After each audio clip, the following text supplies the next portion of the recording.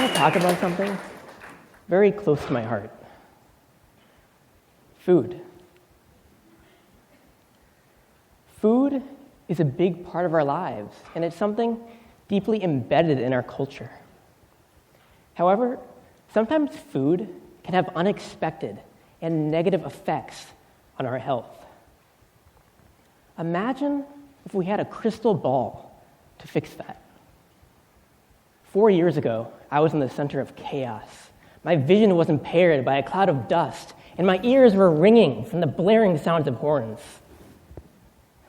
I was in India, attempting to cross the street. My cousins and I were headed to a street food stand to pick up some roasted corn and bel puri, which is an Indian dish of puffed rice and vegetables. But upon receiving my food, I felt nervous, because anyone looking at this chaotic environment would figure a foreigner like me would be susceptible to foodborne illness. So I reluctantly ate my food. However, my fear disappeared when I realized I did not get sick, despite eating in a seemingly unsanitary environment. Fast forward to later in my trip. We were in New Delhi, and my family picked out a very nice and elegant restaurant. Waiters were dressed in suits, and the ambiance was perfect. I decided to order something I'd ordered dozens of times before, the saag paneer. My food tasted outstanding, but within 10 minutes, I realized I had incredibly bad, upset stomach. I had what they call Delhi belly. And believe me, it was awful. These couple of experiences made me confused. I got sick at the place I least expected to. But then I realized something. I didn't have enough information or data about what's going on in the kitchens of these restaurants. Information even the likes of Yelp or Google do not provide. So then I wondered, would it be possible to obtain data about the sanitary conditions of restaurants to help empower restaurant goers in deciding where to eat? Could we create that crystal ball we were looking for? Now, unfortunately, we are all at risk when we go out to eat, including here in the US. In fact, 1 out of every 6 of you is going to get sick from a foodborne pathogen this year. Some of these pathogens can stay in your gastrointestinal tract for months or even years. You may never even know it because symptoms are as simple as upset stomach. But if you think about it, the average American goes out to eat 6 times per week. If you extrapolate that to the entire year, that's more than 300 times you are at risk of contracting a foodborne illness coming out of the kitchens of these restaurants. Scary, right? Well, what's even scarier is that the human eye alone is not sufficient in determining where the greatest risks are. This reality was perhaps nowhere more apparent than with what happened right here in Boston. As a show of hands, how many of you have ever eaten at Chipotle? Now, how many of you stopped eating there after hearing about the norovirus outbreak that occurred in the Boston Chipotle last year?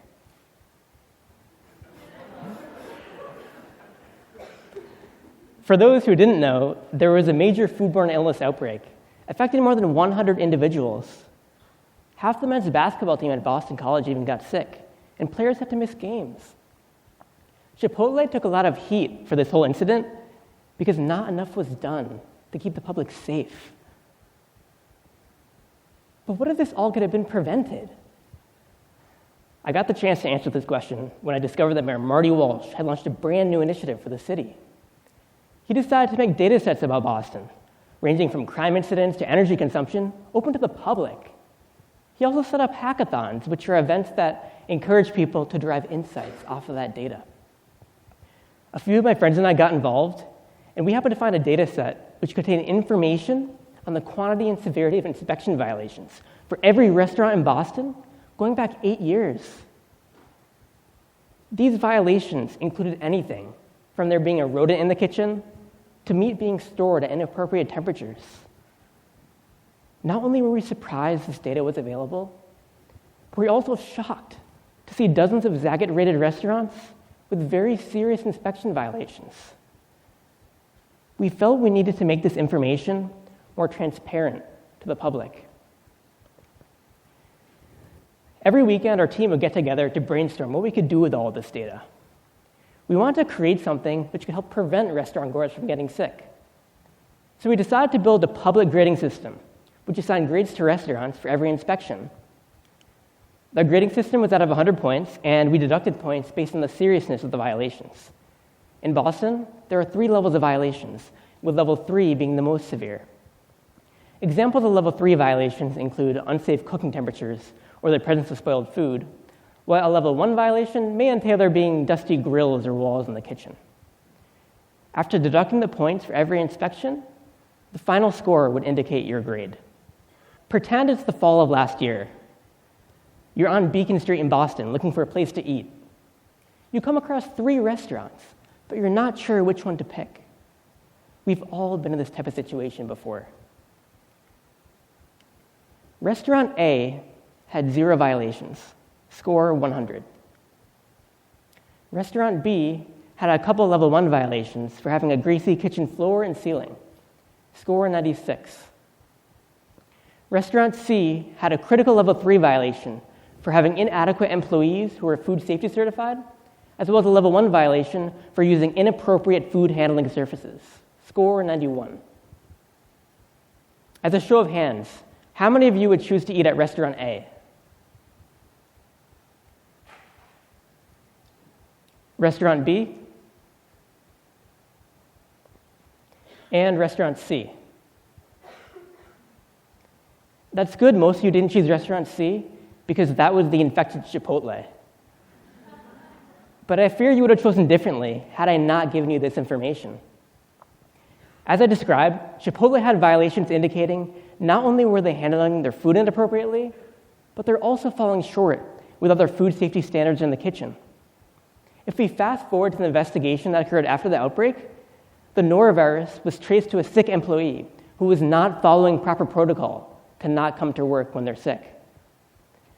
This is one of those things where we can learn from the past using data, and we can identify and communicate risk effectively to the public. So with this new grading system, we decided to take it to City Hall. We presented our idea to officials in the mayor's office, as well as the Inspectional Services Department, and within a few months, this idea was approved. Soon, this is a grading system all of you will be able to use when you're deciding where to eat here in Boston. I'm even pushing for these grades to be posted on the front windows of these restaurants. This grading system could have a significant impact because New York City has already implemented a similar system, and within its first year, there was a 14% reduction in foodborne illness. So there's definitely promise in using data to combat foodborne illness. But that begs the question, what else can we be doing with data to benefit society? Today, we know more about the world than ever before. However, important information isn't always delivered the most effectively to the public. We need to start empowering people with this data, not just in doctor's offices or TED Talks, but also when and where people need it. This will allow our everyday decisions to be based on data, not fallible cultural norms. Just think about how corporations like Facebook and Google continuously use our data to maximize their profits. What if instead we started using our data to maximize our lives? Data will soon be able to tell us not only which restaurants to go to, but also what food to eat, how to exercise, when to take our medications, or how to best allocate our time as tailored to each individual's needs.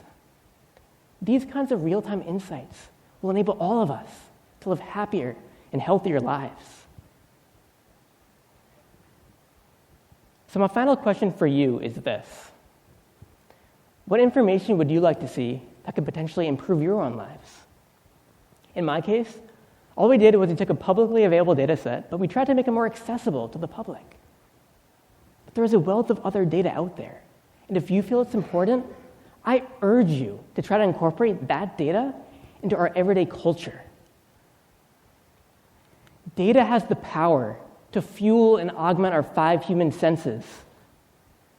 We need to make sure this power is accessible and actionable for all. In doing so, our crystal ball will no longer be hidden. It will be shared. Thank you.